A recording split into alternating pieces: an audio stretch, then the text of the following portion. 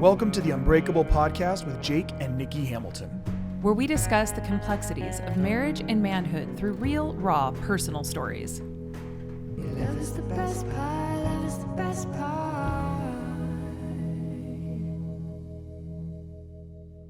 In this episode, we'll be having a conversation with our good friends Tommy and Krissi Green, who currently live in Salt Lake City. They run a nonprofit organization called Run Against Traffic, which helps raise funds for the long-term care of people caught in sex trafficking. Tommy, you might also recognize him. He was the lead singer of Sleeping Giant and is currently leading a group called Holy Name, which you can go check out on Spotify and on iTunes. Krissi as well has her own business doing ghostwriting, and you can find all the information and the links that you'll need for all of this down in the description below. Today we talked to Tommy and Krissi about step parenting, about the guilt that comes along when you bring your child from a broken marriage into a new marriage, about how to be a stepmom to a child who has another mom, and what does it mean to get through the teenage years that are messy and hard and stay connected while you have young children at home still. Love is the best part, love is the best part.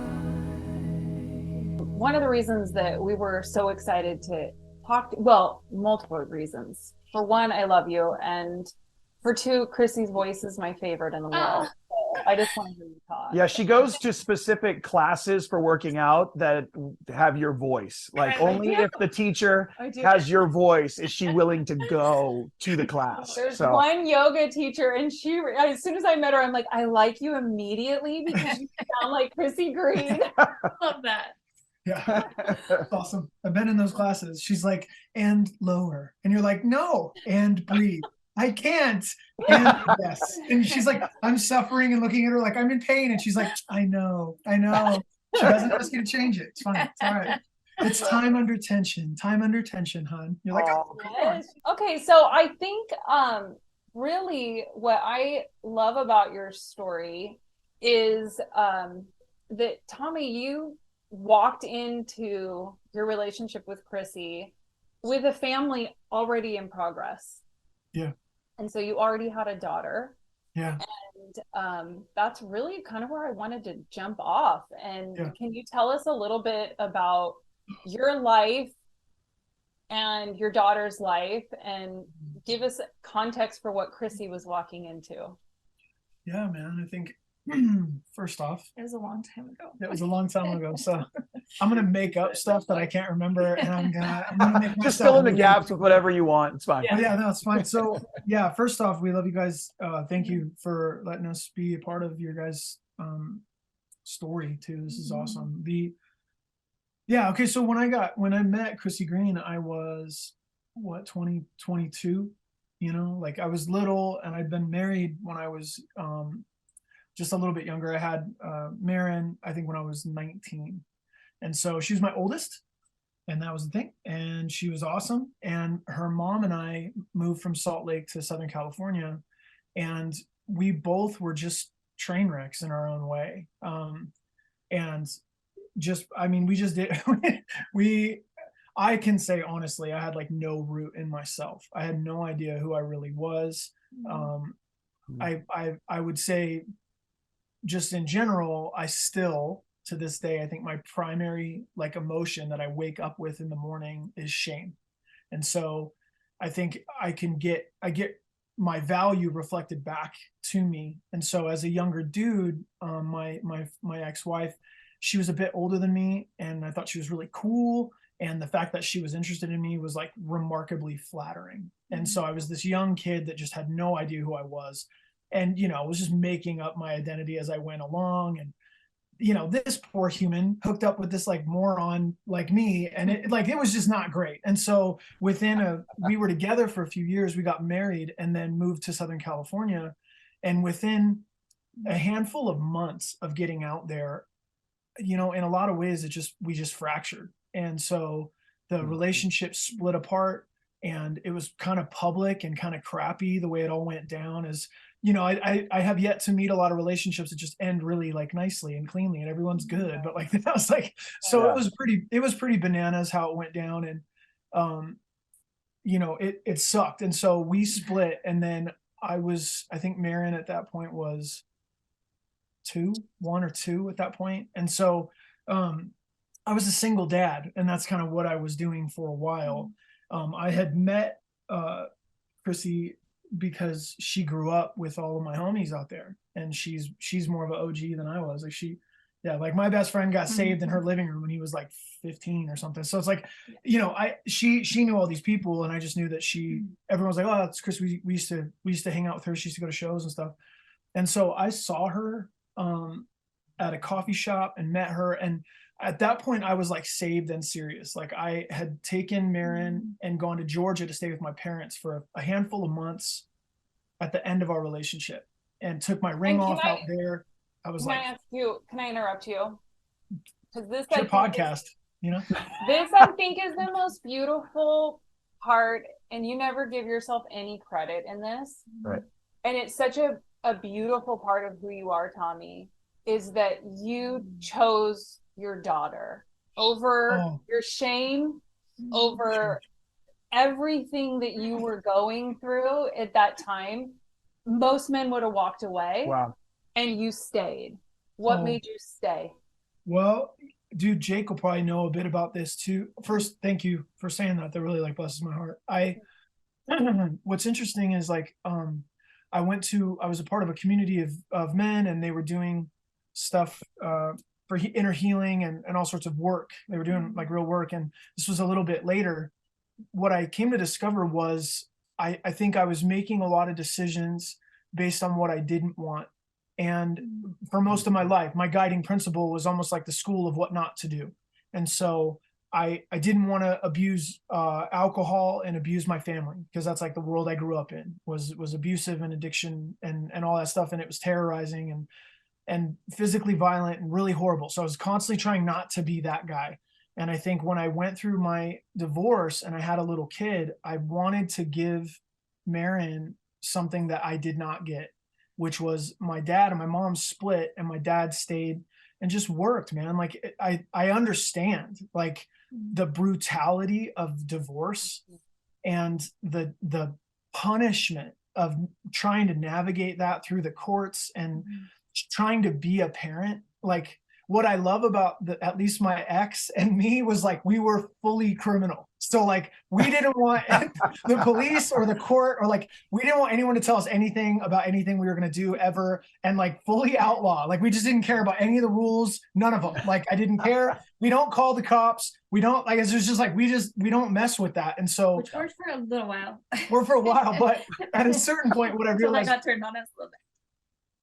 It comes back around, what I'm saying? Start aligning yourself with, anyways, what happened with that was I realized later, years later, when I was getting ready to be married to Krissi, going through a retreat, that I was the exact same age as my father when my mom and my dad got divorced, with a kid the exact same age.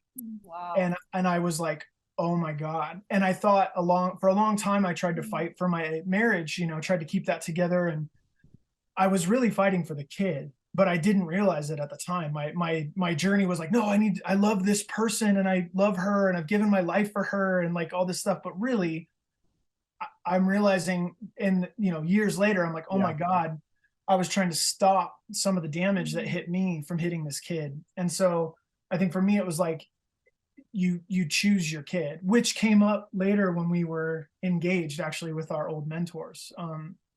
And that's, as he was getting ready to marry us, he's like, hey, Tommy, I got a question for you though. And I was like, yeah. And he's like, why you keep picking Marin over Krissi? I was like, wow. What? And he goes like, I know that she's like your whole world and everything like that. She's going to get old and leave you though. And I was like, oh, and he's like, you better choose your wife like real quick, 'cause you're not on the same page. I don't like that. I was like, oh. So I did have that motivation for a long time, was like, it was me, it was that kid, and then it was whatever I was doing. And that actually was something that I had to like almost surrender as I realized I was in a secure like relationship. Yes, but a lot of that, so it's kind of landed for you because you're like, I'm not going to let my story repeat. Yeah. I'm going to be the man that ends the cycle. Sure. That's what I'm showing up to. Yeah.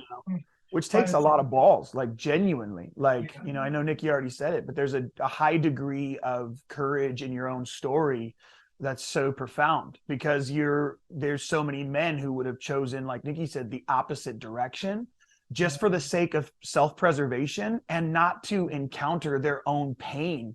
Because if I do that for her, I have to look at daily that wasn't done for me, Fact. you know? And so feel staring like at that. Yeah, it's true.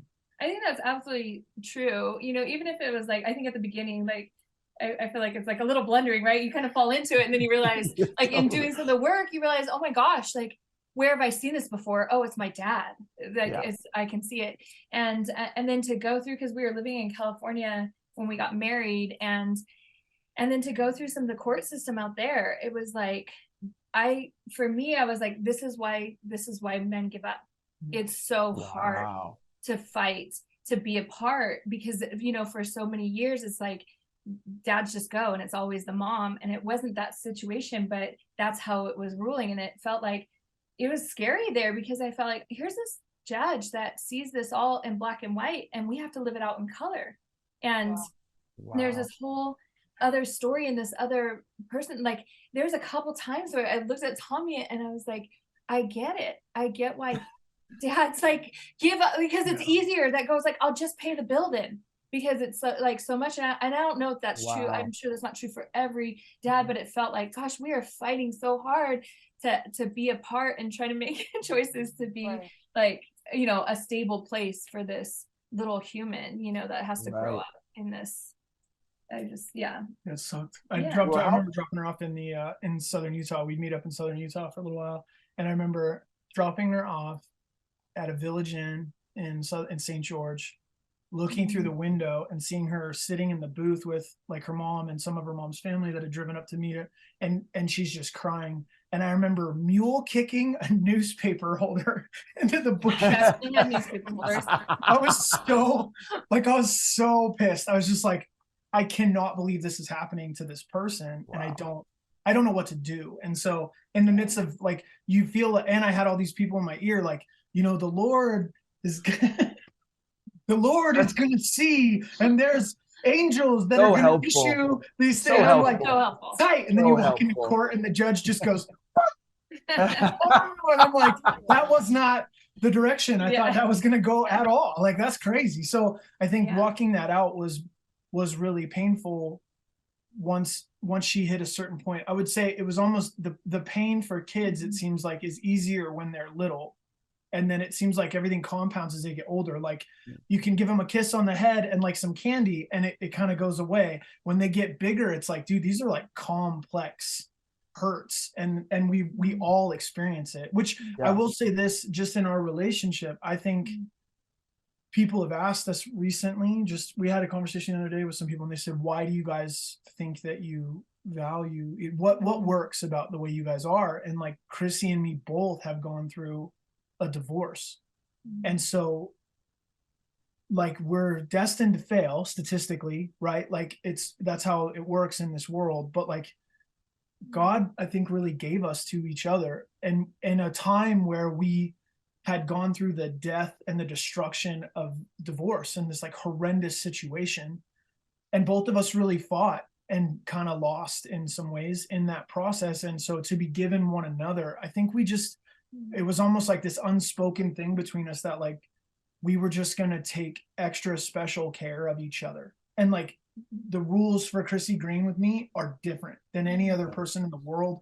And like, you know, I'm not going to be rough with her. Like, the world's rough enough. Like, she's like special to me. So, and I think that came because we knew what we had lost, and we knew the pain of what that was like. And so the divorce and the breakdown, and then having to walk that out together, I mean, I think it kept holding up a mirror of like, a relationship should be beautiful.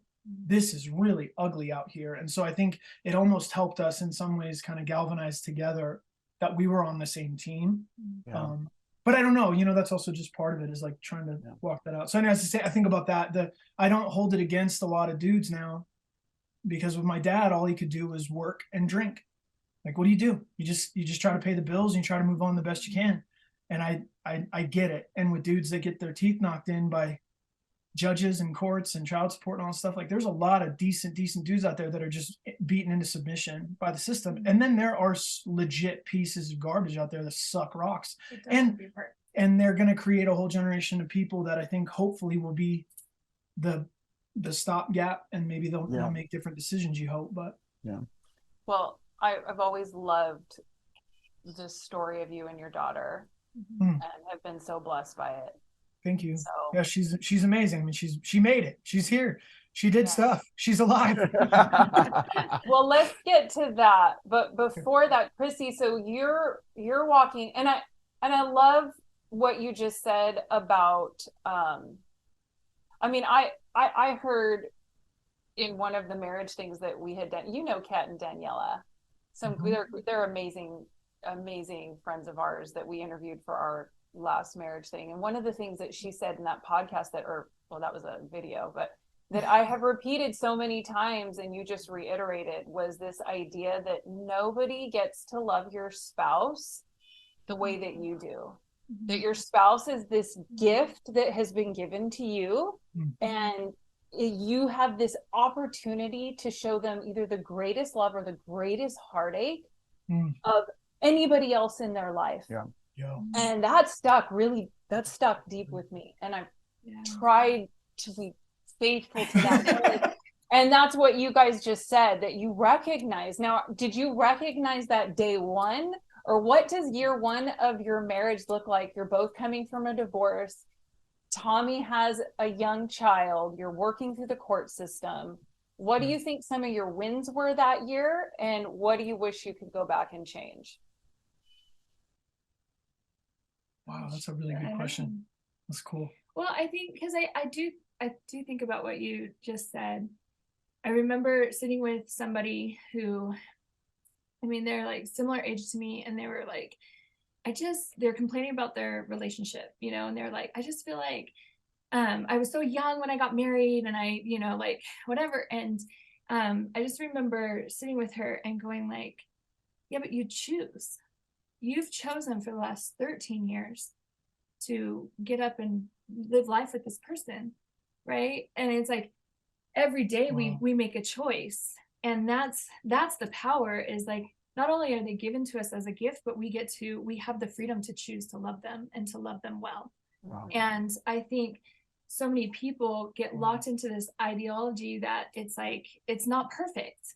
It's not what I thought. It's not, because all of our TV, all of our, movies, everything it leads right up into this fairy tale wedding. And it's like, oh, it's this powerful choice when all your friends and everybody comes and like whatever. But it's like the real grit and the real stuff is when we wake up and we choose each other in the midst of the mundane, in the midst of like, my kids are driving me nuts because we do the same 5 tasks every morning to get ready for school and they're still not ready, and we're angry and we're frustrated and we have to choose to like reconnect, and we're there in the middle of in the midst of the losses and going like, we've gone through a number of miscarriages and going like, Tommy going like, I don't know how to be in this place with you, because I'm going to carry it different than he does, right? And it's like we're both in this place of such deep loss and sorrow, and it's like, and I'm just going to choose to be with you because I don't know what else to do.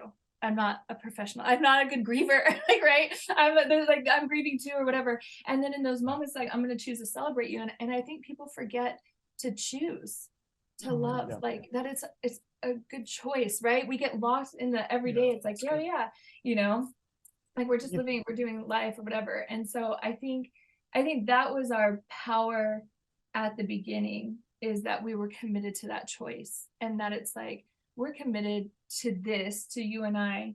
And then we, like, at the end of the day, we still say that is like, we just like each other at the end of the day, like in the midst of all this stuff. It wasn't brutal. Like, I think the first year was wild because we were in California. And Marin had moved. Her mom had moved back to Salt Lake. And so in the midst of our engagement, her mom, I'd had a series of dreams, and I had these dreams, and I saw myself in Salt Lake a couple different times, and I just was like wondering what was going on with Salt Lake City.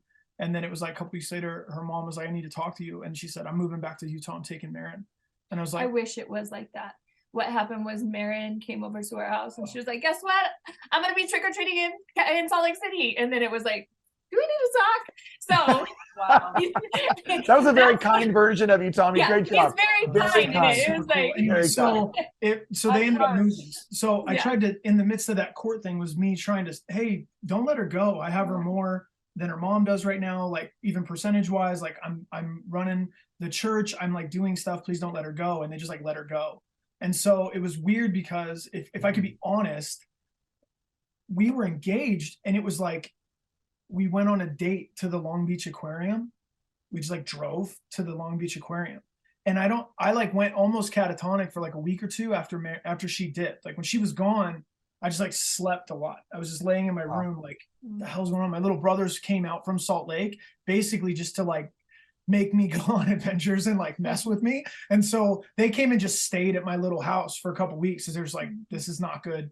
And so I was alive a bit in that, and I was falling in love, but I was also terrified. So in the engagement, it was like I had lost this kid, and all of a sudden now all this stuff's coming to pass. I go to do the work because our mentor's like, you guys look beautiful and you like each other, but you're total train wrecks. So if you don't do the work, we're not marrying you. I don't care what anybody says. And so I'm like going as hard in the paint to like make sure I don't bring a bunch of baggage to this like beautiful creature. And so that was when I'm like, I'm having these revelations and understandings about myself. I'm in a community of men of like multi-generations and all this stuff. And so there's a lot of healing for me that came out of that, being able to see my dad, what he went through at 22, 23 years old with a little kid. And I'm going, oh, I get it. So there's a lot of healing. We get married and like, it was amazing. Like I have to say, there's a lot of people that have blended families and they don't get 10, 11 months of just like mom and dad getting to be together. Like they're just right back into life and there's multiple kids and stuff. And so, because at this point, Mare was out here in Salt, Salt Lake, Lake, and we were back still in Redlands, California, trying to figure out, because we decided we're going to move to Salt Lake City because that's 2 states away is too far to parent and be a part of this kid's life. And she was 5 at the time. Yeah. And so we relocated up here. But yeah, in between was that first year. Our first year is like, we actually got to be together. Yeah. If I could be honest with you, like what I wish is like we had more time. Like I was in such a, like, I got to get out of California and get to my kid right now. And it was way too much pressure in my brain. And I was trying to do all this stuff to jump through all these hoops to like make it happen. And took a job at a bank and got promoted so I could like transfer. I'm like hustling to get back to my daughter. But I really liked us. And it like I said, we went on a date to Long Beach and we're in a little gondola in the Long Beach little things, you know, and I'm like, yo, I'm on a date in California in the ocean. This is great. Like, this is awesome. Like, why do I hate everything? God, why am I so mad? So me and Chris were doing great. Like our first year was one of my favorite times in my whole life because I'd never had that before. And so that's the only thing is I would get out of my head a bit if I had the maturity and trust that God was going to make it up, because I kept thinking every day away from the kid was working against me in the negative. And what I'd like to say is I've been present for a long time and that still doesn't work in the positive for me sometimes. And I don't know why. Like, I'm like, man, I'm still taking crap for stuff I don't even understand. So like, really, I should have just had more time in California and come out when she was like 2nd grade. Because I don't even think she remembers 1st grade. I don't even know. Like, but I just feel like, yo, our first year and our 2nd year and our 3rd year, like our 4th year, we're great. Like we've gone through some craziness, but like I don't know what happened in all that preparation we had to do and having people really jam us up and all the opposition almost to force us to like really pursue one another. We got a lot of mileage out of that, I guess, or something, but like we genuinely like we work. And now here 17, 18 years later, I'm watching a lot of people fall apart and I don't understand the how or the why. Because I'm like, man, did we just like win a lottery or something? Or like, what is this? Because we just like each other still. And I don't. So we work hard to stay connected. Well, that's what I was going to ask. Like, Krissi, you're sharing some of those stories and because we don't just end up there by accident. We don't just decide one day, I'm going to sign up for the hardest thing ever, and it's going to be cool. Like, it's going to be awesome. I'm going to get totally crapped on everywhere, and I'm going to keep saying yes. And I'm just wondering where in your story or in your life did you get set up for like, no, this is how we do it.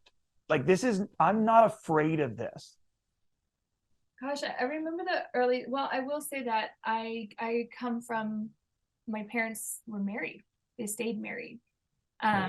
Up until my mom passed away a few years ago. And so I know that that's one thing that I don't know what it's like to grow up in two different families. And Yeah.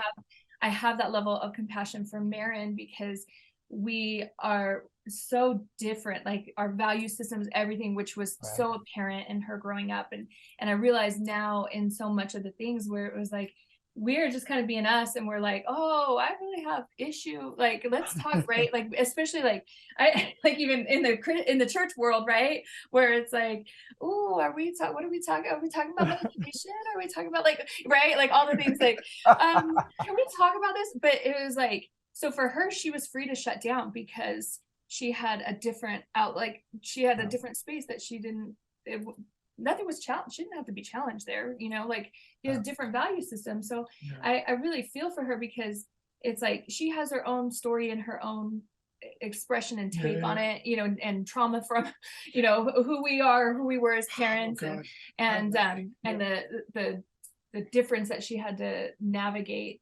And so, but I think early on, I remember, my pastors at the time just going like, this is a big deal. Like it's not just him. I really like him, but he comes with a bonus, and I want it to be like spectacular, right? And she was a lot of fun, being a kid, like all that stuff. It was like super fun. And I remember that they were like, oh yeah, I totally get it. So like, let me ask you this, like what if her mom like died or disappeared and you had her full time? I mean, how would that make you feel?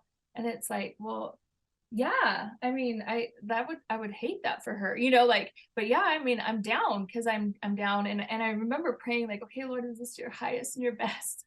Like, I want to consider, which there was plenty of people in her world that were like, this is not God's highest and best. Like, let me make this clear.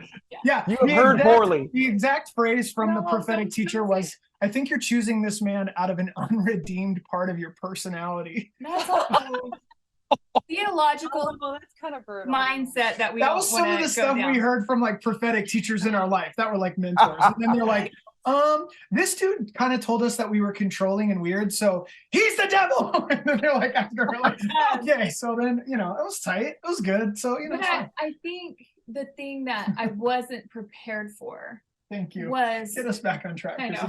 Was not like, what if she was with you 100% of the time? And I think this is something that when people choose divorce and they choose, is like that realization of, I'm choosing Marin, and with Marin comes this mom, this woman, and all of her, like how she does life and all of that. And that was enough tricky. But what I came to realize is like, I am also forced to take on whatever she brings in, whoever she brings in, the partners that she chooses. And all of a sudden, what we could do, like I look at this with our own kids, is like, we're a team, we're communicating. And then when you choose, I'm not going to partner, we're just going to co-parent. As a co-parent, you're forced to deal with things that you wouldn't otherwise have to, right? Because as a couple, you go like, do we want to do this? Are we taking this on or whatever? And then you go like, okay, this isn't working, we're gonna choose. And then, but eventually you find another partner, and then you bring whatever that partner, maybe there's kids, and all these dynamics begin to change. And there's plenty of times where I felt like, oh, I'm not so sure how to navigate this. This is uncomfortable, right? And we go through that whole part where it's like, this came up, which I feel like this is not like the glorious part of it, but we were looking for a house not too long ago, and we had gone to see a house, and it was in the neighborhood where Marin went to elementary school, and I started having physical reactions. Like I couldn't ignore it. It was something that was happening in my body, and Tommy's like, I want to make an offer on this house. And I was like, I think I have PTSD because I can't. It was wild. I can't. It starts wild. Every time we like drive into the neighborhood. I just start all of those, like the anxiety and tension and all of those things. And I think that's the part of co-parenting that nobody talks about, that it's hard, it's relationship, and some of this is relationship with people that you wouldn't necessarily choose to be in relationship with.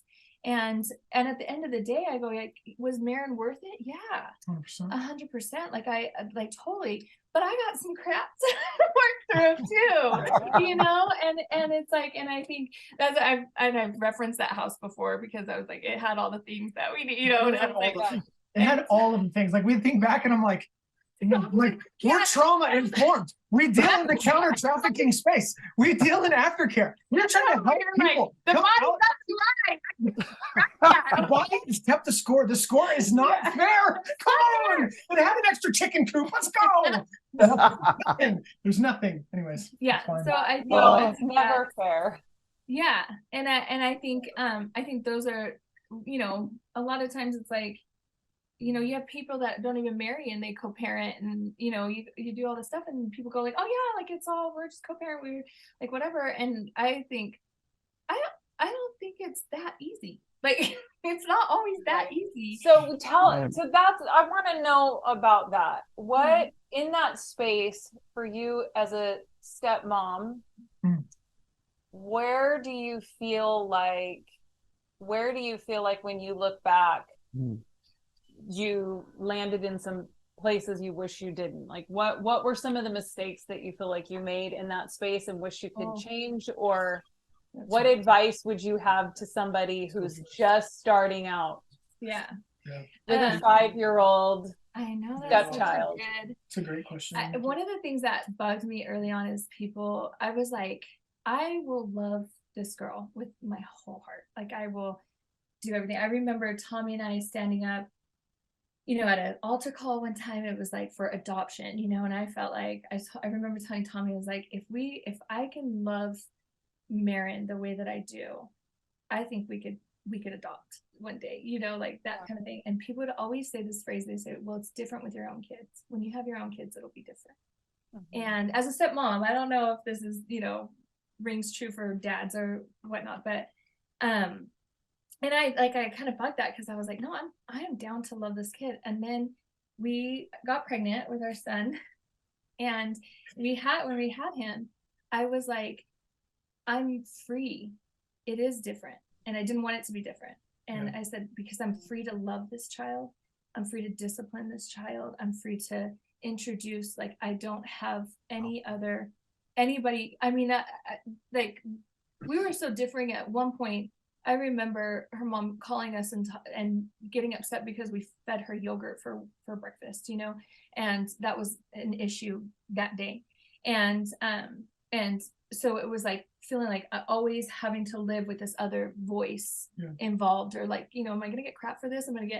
And I was just free to love this little boy however my heart desired. And I realized in that contrast that I no matter what, Marin had a mom. I wasn't necessarily trying to be her mom. I was trying to be a bonus mom, right? I was trying to be in addition to.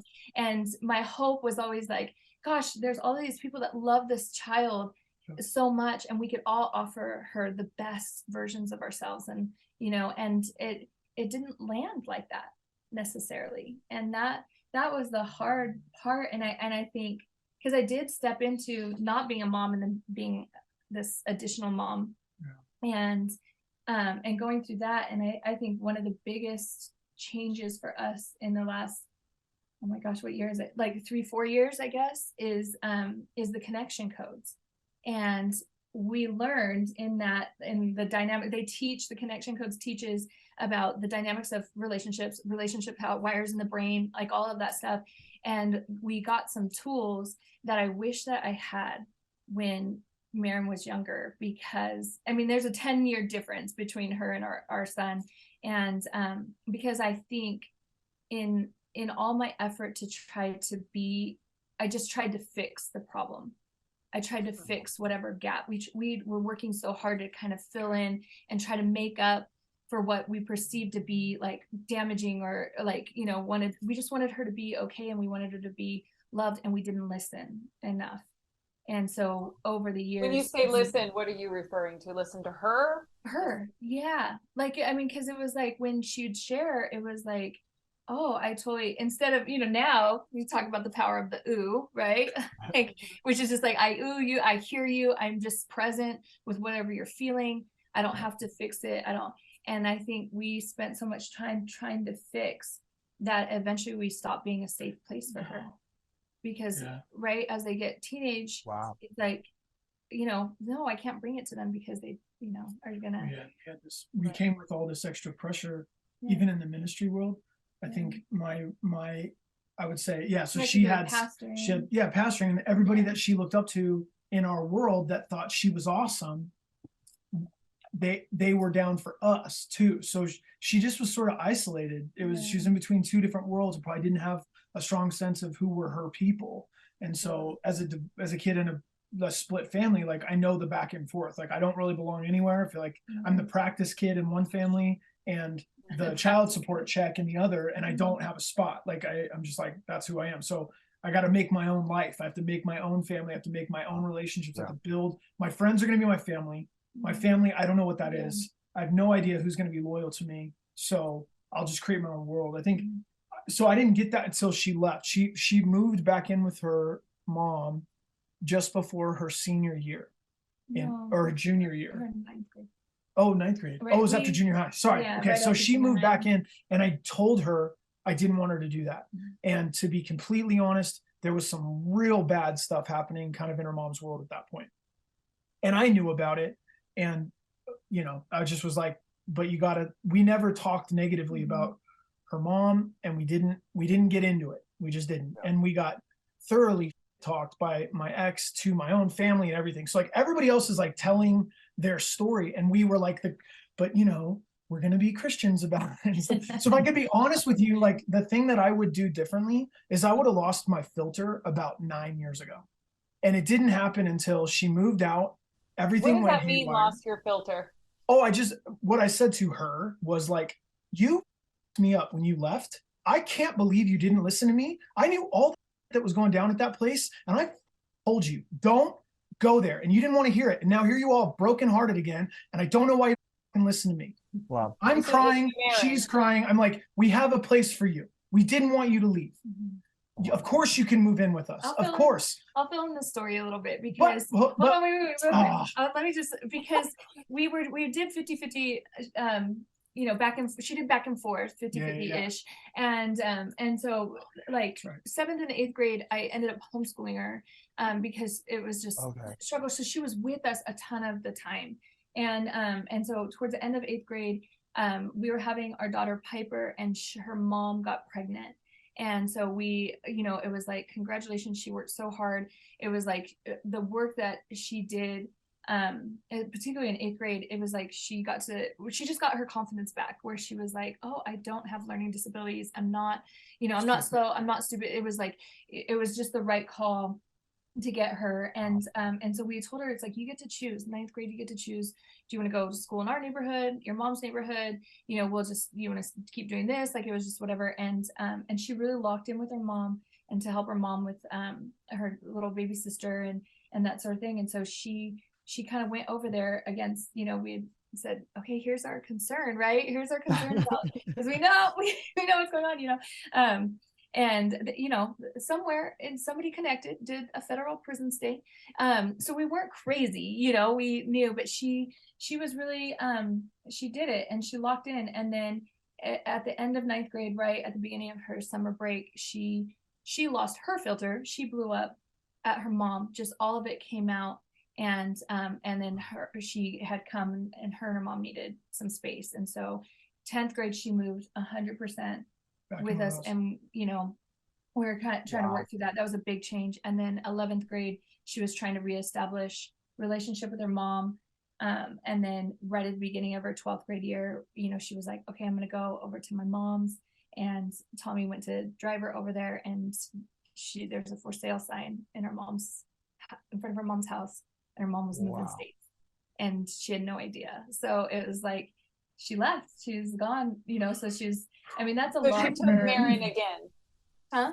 So Marin was gone, moving another. Marin's mom. Yeah. So Marin came and stayed with us because her mom was leaving, you know, like was and our little sister and you know, and so man, it was just so brutal. Like it was like, you know, because our thing was like, we're moving out to Salt Lake City because we're gonna do this and we're gonna get this girl through high school and we're gonna set her up and we're gonna love her and she's gonna be family. And then she's gonna know that she has a home. She will know that she is loved. She will know that she has a place with us. And now it's like 18 years later, and she's like, I don't even know who you guys are. And like, you're just people to me. And I'm like, oh, shut up. Like, we gave everything for you. Get out of here. Ew, so stupid. Anyways, but that was the thing, is like going through that and looking at her and going, Bill Burr has this thing because he's so angry. And he said his daughter, he's like, my daughter, I think, has yet to meet me. Like, and he says, it's like every once in a while it'll come out. She looks at me like, oh, you kind of messed up, huh? I was like, oh, look at that kid. Daddy almost broke his phone in half. Like, he just like starts losing it. And I just realized that for the longest time, I was trying to live up to some ideal of like, I'm going to protect her mom's name, and I'm not going to retaliate, and I'm not going to tell my side of the story, and I'm not going to like get into it like that, and I'm just going to try my best to like do something. And I realized everybody else could lie and they just got away with it, and I was like, never gave myself permission to just be like, hey, those people are full of shit, Bear. They're only going to hurt you, and they're lying about me, and I'm sick of it. So I just need to tell you that you are believing that's not true about me. But I never did. I just sat there, and she concocted a whole world and filled in all these gaps about us that didn't come out until later in high school. And then it was like, we'd lost so much mileage at that point that it was like, she didn't meet me until her 10th grade year. And all of a sudden now I'm being myself in front of her, almost like, this is the worst. I cannot believe you. And I'm like, oh, this is how I would just talk. But I've never been able to just do that with you, because there was these minefields of like, who's going to sue me? What's going to happen? How am I going to have to clean this up later? So I'll just be the quiet Christian dad and do my best to like, but inside I'm like going to kill everyone. So there's this disdain coming out of me, and she doesn't. Where did it go though? That's my point, is I want to ask, like, just as an aside, almost as a man, you have all this aggression. I mean, I learned to be gangster from Tommy Green. That's going to be in my book. It's going to come out later this year. Sure. I learned how to be gangster from Tommy Green. But I'm like, realistically, in a lot of ways, like, that's how your crew rolls anyway. That's who you guys are. And so much of that in the area that meant the most to you, you took that part of you and put it away. Yeah. Like everywhere else in your life as a man, husband, father, you like are, You'd be fine. it's gangster. It's like, it's not, you're, exactly. But I'm like, think about this though. This is what I learned from, this is why. Because to me, I already wake up in the morning like there is something profoundly wrong with me and I can't fix it. And the only version of me that I've ever seen, be honest, is a dude that looks a lot like me, sounds a lot like me, talks a lot like me, and beats the shit out of the people that he loves in his world. So if I turn that on, I'm terrified I'm going to hurt her and those kids and those people and everything. Because what's in me, the story that I tell myself is, I can't be trusted. And on some level, there's something so wrong with how we are wired that we end up hurting the people that we love when we turn that on. And so I can do that towards enemies or opposition. But when it comes to the people in my world, it's like I would cap it. That's the best way to say it. And I still have it that way. Like even training jiu-jitsu or like rolling with dudes and like fighting with guys, stuff like that. Like I stop it.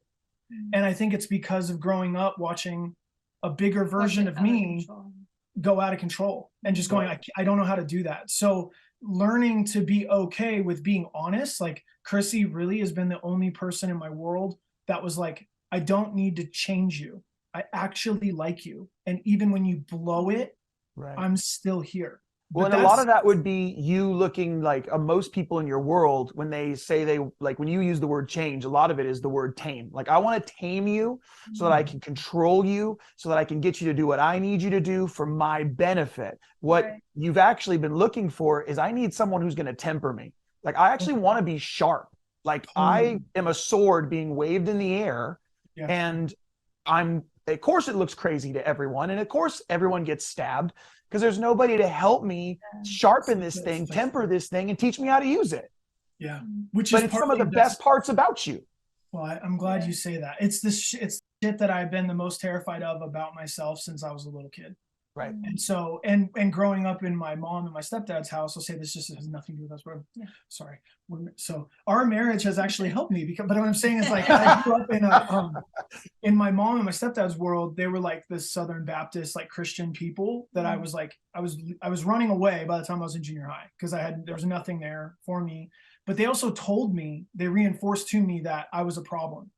And if they helped me learn like how to fight, how to do this stuff that I had, that I was going to potentially hurt other people, which I'm saying out of like mad respect. I love them, but like that's more their cowardice than it was my problem. And but they've since apologized. And they've apologized for it. So that's the reason I'm saying it publicly. I wouldn't like shit on my family, but it's like I'm good with that now. But it took a long time for me to even realize that some of these things in front of me, like Marin probably needed me to be able to turn on years before. I did that privately in conflict. Like we would promote in public and correct in private. So if I tried to have an argument with mom, it was always offline to me. Now she would go off and do whatever, but I was always trying to like be the safer version of this thing. And really, I just hate the fact that I feel like I wasn't able to just be myself for the entire time I parented my kid. Wow. And so now it's like we've got our children together and I go, dang it. Like I told Piper Green the other day, like I was just like, shut up. And she just looked at me, she's like, whatever, dad. La, la. And I was just like, well, that's because like we're the same, like we're similar. And so I'm just like, ew, you do this like face to me. You're like, don't do that. Your face is gonna stick. And she's like, no, it's not, like whatever. But like I couldn't have done that with Marin. I was terrified that if that got back to mom, then that was gonna get spread around to everywhere. So what it did to and me. I wonder how much of that. Oh, I just popped off my little microphone here. Oh, yeah. I think it needs to go this way. How much of that comes from also the guilt of like with your kids, the ones that you two have together, they have this opportunity, have this mom and dad and this consistency and the stability where Marin didn't have that. So how much of your parenting was coming from a place of shame and guilt that she didn't have what you knew she Totally. Deserved, I'd pray nearly monthly. I would be in tears at Salt Lake Foursquare in the front, just going, God, whatever I can do that you could just put it on my account for this kid. I'm so sorry that this kid is growing up like this.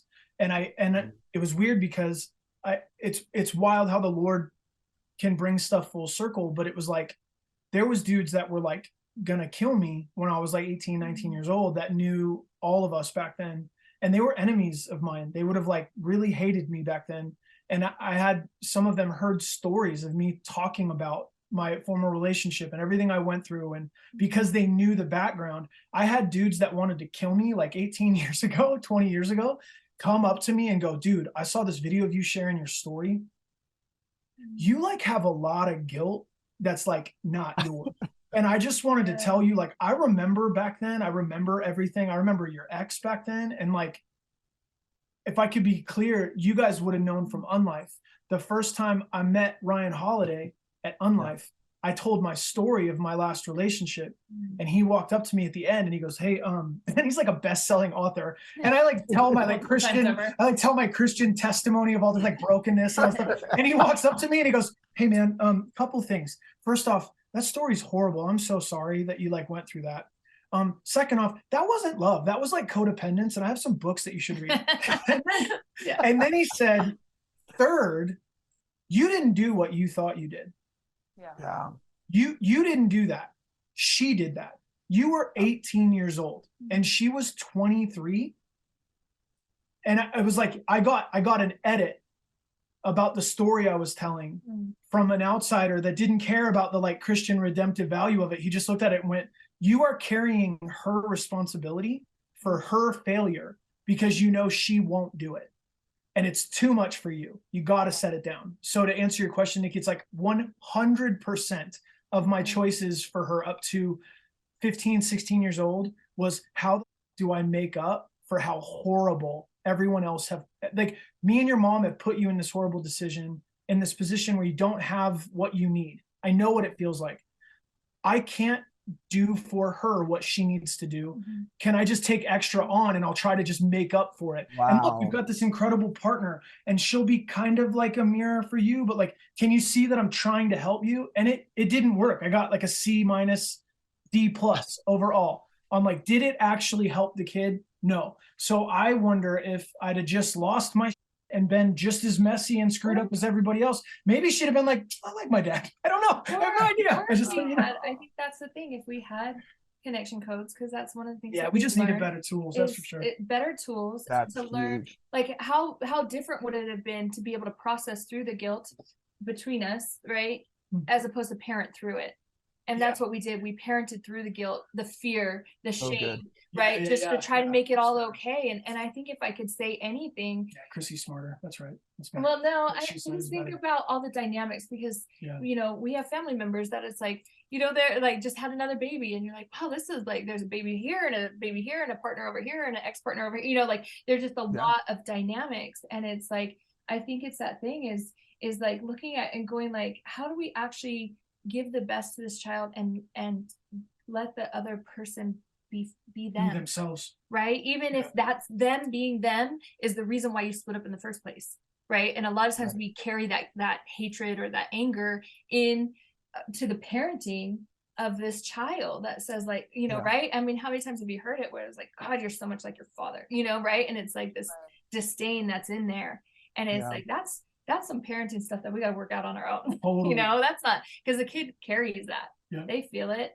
whether or not we ever say it. You know? What do I do with the parts as a parent? What do I do with the parts of my daughter that are like the best parts of her mom, who I despise? How do I make room for that? And how do I value that when my partner, even that was this human, has broken my heart in the past or spurned me or pushed me away? Now I have to learn to love even those parts of that person because they've been imparted to this beautiful little creature. I got to love the best parts of this human, even though an easier story to tell is I hate everything about that person. And so even that, like the disgust that I had with my daughter's mom, I'm sure she felt me coming. It's like she didn't know how to be accepted there. And what she's getting from me is 35-year-old, I'll light everything on fire energy. And she's looking at me like we say it all the time. It's like kids are just amazing at feeling. They're incredible barometers of what's going on and horrific translators of what's supposed to happen. So they interpret all wrong. So I'm sure she could feel, because of her deep sensitivity, her spirituality, just like her empathy, she could feel that something wasn't right, but she couldn't get the story from me because it was like I wasn't allowed to tell it. If that could make sense, like those are my rules almost. Well, we only have a few minutes left. Oh, you don't listen, bro. Your kids have a dentist appointment. We've got phone calls. It's all sorts of stuff. Yeah. But the sort of the thing I want to end with is the theme I keep hearing that from you guys, and this may be, you can tell me if this is right or wrong, but it's like I keep hearing it's like moving forward over fair, forward over fair, forward over fair, forward over fair. Like we have to keep moving for the sake of this kid. We have to keep moving for the sake of what her life is going to carry beyond us. We have to keep moving forward in our marriage to be able to help this space thrive. And I can complain and make 1,000 reasons why this isn't fair. Like I'm not getting a fair shake at it. And so much of the shame and even the guilt that's carried is because it's not fair. And that energy and that like ability is so freaking huge that people miss out on because they're so busy trying to make it fair, they never move forward. So they're just stuck for 20 years. Jeez. And you guys chose forward every single step of the way. Not perfectly, no, does it perfectly, whatever. But it's like, what would as we kind of close out, like what would your guys like as a team, your best like, what would you want to give to a couple who, like you said, there's so many, even in your own families, like you're watching all of these different pieces and all of these dynamics at play. Like, and Kristy, you made a great comment too, which is like, we just wish we had better tools.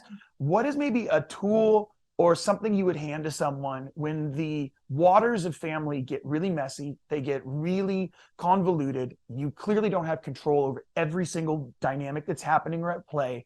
That's not even an option. But we want to move forward. We want to stop complaining about fair. We want to move forward.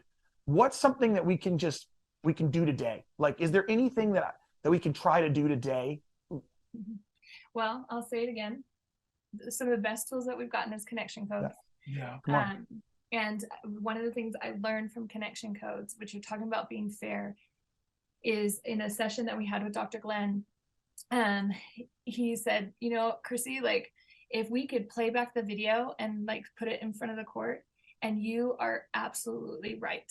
Like, you've gotten all the details right, you know it, right? Because I think of sometimes like, gosh, I wish I could share, like, give a different perspective for Marin, right? A little bit different of the story or whatever. Maybe she'd known, like, whatever. And his thing was like, you could be absolutely right and you'd lose in the relationship, right? Is it about being right, or is it about moving forward? Is it about choosing a future? Do you want your story, or do you want a future? Yeah. And a lot of times we have to let go of our story or what we feel entitled to.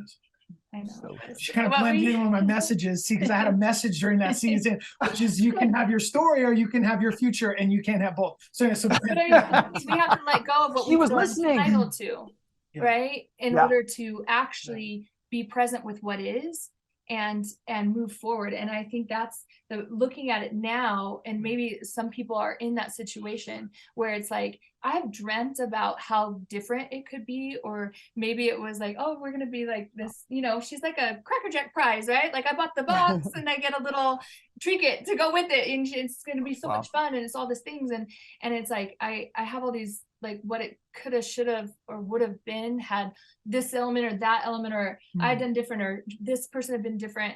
And I have to let it go so that I can accept what is, even if what is painful. And if I have the tools that say this really hurts, and I'm pretty honest about that. And when I talk about my relationship, it's like, for me, it's like I feel like I want to hug you so bad, and it's like a cactus. I'm hugging a cactus because it hurts. Like, it's painful, and I'm trying to figure that out. But I'm willing to show up for it, at least. And I'm going to be honest with, like, how often where it's like, oh, this feels real painful for me. Like I don't need you to fix it. I just need to know it's there, and I need to move through it. And a lot of times just being able to process, even if it's just between Tommy and I go like, hey, I have so much fear that this is going to be the outcome, or this, I can process through it and be present with what is, and open to what comes. Can I say one thing? Are we out of time? Yeah, no, please. So the thing I was going to say, because I like that very much, is that because it's like a how. If I can process that I'm having a hard time, it just makes it easier to stay in it, even though it's hard, and as opposed to like retreating. I just wanted to throw this out, is I think one of the things that helped bring a lot of clarity to my relationship with my ex, my relationship with my old man, my relationship with my daughter, my relationship with a lot of people, was there's a difference between trust and love.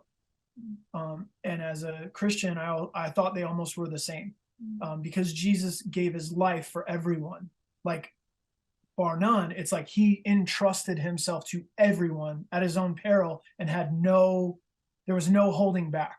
So I thought that was the template, but I had a broken frame on the inside. So I didn't know how to actually do that, but I thought that was my responsibility.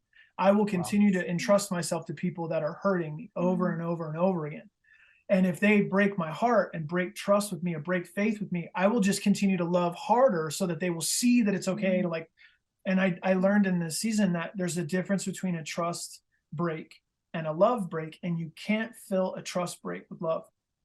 It's almost like a broken bone. When a bone gets broken, it's going to be weaker unless it's reinforced somehow. And I didn't know that it was okay to tell people, I adore you and I don't want anything bad to happen to you, but I do not trust you anymore.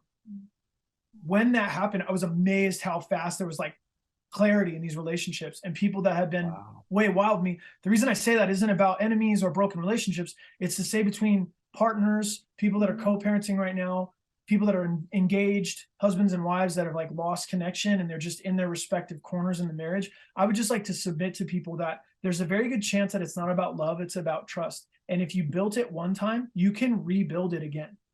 That's what's so crazy about this muscle that we have as humans, is that we can build trust and we can rebuild trust. And so there are tools out there to rebuild what's been lost. And I don't want people to quit on each other. What I don't want is people to think it's easier to co-parent. It's easier to just do it in our respective worlds. It's easier to just split. I'm telling you, there's nothing sexier and nothing more powerful than the level of trust you can have with someone when you're approaching 20 years of relationship. There's nothing better than having somebody that really gets you, and it's possible to build, to break, to rebuild again. And I don't want people to give up on their covenant together because they think I'm trying to love and they're not listening. I would like for people to take stock on maybe there's been a trust break, and that's a different prescription than a love break. It's So different, and it takes a different, almost like a different medicine. You have to support a broken bone almost with like steel, or it's just going to be weak again. And so it's possible to rebuild trust. Usually for people, I feel like it's that disconnect, and they still love the hell out of each other, but there's nothing there. And so they just go, well, I guess life is easier separate. It's not, dude. Have you seen the dating world out there? It's a nightmare, bro. Like, I don't want to be out there. Are you serious? Like, with kids? No. So I want people to hear, like, you might be nursing a trust break and trying to fix it with love, and you just need to stop. You need to really assess, like, maybe we need to rebuild trust together. Because I feel like when we've broken down and had to rebuild in the midst of all this stuff, it's only made it better. It's harder, it's more difficult, but there's something more beautiful in that than just I'll begin again with some new somebody. And so I just, that'd be the thing, is there's a way forward. There's a way to process the pain without leaving. And that is the key to rebuilding a connection that might feel like it doesn't even exist anymore. And I don't want people to quit anymore. I'm tired of watching people give up and thinking it's going to be easier. It's like, yeah, start all over again. It's like, I just don't want that for people. I feel like there's something better waiting on the other side of that next ridge line. And I want them to go find it together. When we've done that, it's been better. So that's what I'd say. That's beautiful. You guys are beautiful. Look how good you guys are. That was beautiful. And I'm just grateful for your story. Yeah. And what I love about your story, and what I hope that people hear in your story, is life isn't fair, and it doesn't always work out the way we expect it to. No. True. And there's going to be pain. And even the way you talk about, the high school years with Marin and the back and forth, and I hear your heart in the disappointment that all the work, the effort, putting your blood, sweat, and tears down on the floor, both of you, and it still didn't work out the way you thought it would. Not even close. And those things can't be fixed, but it doesn't mean that there's not redemption in the story. No, not at all. It doesn't mean that, like, I look at you two and I see the love that you have for each other, and what you're building with your own children, and the legacy that Marin is carrying. And it's a testimony to perseverance and overcoming, and that's what you did. Hard stuff doesn't mean it's wrong. Yeah, not at all. God, I love that. Thank you. Just because it's hard and it's not working out the way you expect it to doesn't mean that you're doing it wrong, and it doesn't mean that it's not exactly the way it's supposed to be, or that God's not in the midst. I think that's the thing, like being in the church, right, where it's like, no, you just pray through it, you do all that stuff in it, and it's like, and I yes, there's some of that, but there's a lot of like getting some tools and learning, like learning some of these things, and also not turning where it's like you're the source of my pain, or like him allowing me to process this, as I have a lot of hurt around Marin, and him not having to take it on as it's him, or him as a failure as a dad. And because especially when it's like, wait, you don't like my kid, as a mom, oh my gosh, like, what are you trying to say? Like, sometimes he said something the other day, and I was like, wait, what are you trying to say about my puppy? Like, I was like, Puppy Seed's a tyrant. She's a tyrant. She's 6 years old and she's a tyrant. She runs the whole house. And she's like, oh! And I'm like, no, I'm right. Like, it's okay. That's what we're working through. That's what's happening for you. And I'm not the sole source of it. Yeah. And we don't have to be at each other, or like not, like we're fighting for the same thing. And that's connection to each other, connection to our children. So and living in that tension, and that's really, I think with all of this and everything we're doing, even with our own story and the story we're trying to bring to the world, is to allow people to live within that tension. It's the finishing of the story isn't the happily ever after in the romantic version that we've heard it. The happily ever after is we've learned to live in the tension of holding life and death in one hand. Live in that tension of it not working out the way we thought it was going to, and we're still okay. Yeah, I'm still like, hey, this is it. This is the happily ever after. And it's like, oh God, you're so cute. Also, I'd like to apologize to all the podcast listeners for my profanity. Please use the edit button and the mute, because this is rated R Christianity stuff. I'm sorry. I really apologize. We love every moment of it. I would have it no other way. Would have it no other way. But we love you guys a ton. Love you too so much. Thank you. Great. Appreciate Thank you guys. Thank you. Yeah, you guys are awesome.